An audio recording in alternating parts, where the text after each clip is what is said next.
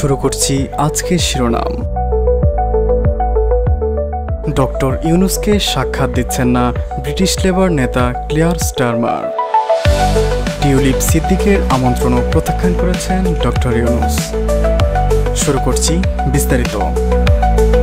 Nobel বিজয়ী doctor Mohammad Yunus তার সাম্প্রতিক লন্ডন সফরে ক্লেয়ার স্টারমারের সঙ্গে সাক্ষাৎ করতে চেয়েছিলেন, তবে লেবার পার্টির পক্ষ থেকে জানানো হয় দলের ব্যস্ত সময়সূচির কারণে স্টারমার এই সাক্ষাতের সুযোগ রাখতে পারছেন না।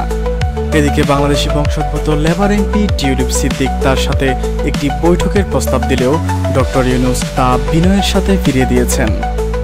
বিশ্লেষকরা বলেছেন, এই ঘটনাগুলো শুধু সমসাময়িক কারণে নয়, বাংলাদেশের অভ্যন্তরীণ রাজনৈতিক টানাপোড়েনের আন্তর্জাতিক প্রতিফলন বলে মনে করছেন অনেকেই। রাজনীতিতে সম্পর্ক যেমন দ্রুত তৈরি হয়, তেমনি বিচ্ছিন্নতাও আসে হঠাৎ করে। ডক্টর ইউনুসকে ঘিরে এই ঘটনা হয়তো ব্রিটিশ বাংলাদেশ রাজনৈতিক সম্পর্কেও কিছু ইঙ্গিত দিচ্ছে।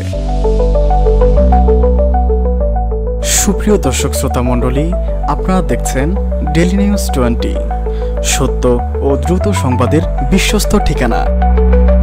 যারা আমাদের প্রতিদিনের নিউজগুলো দেখেন কিন্তু এখনো পর্যন্ত সাবস্ক্রাইব করেননি, দ্রুত সাবস্ক্রাইব করুন এবং শেয়ার করে ছড়িয়ে দিন সারা বিশ্বের মাঝে।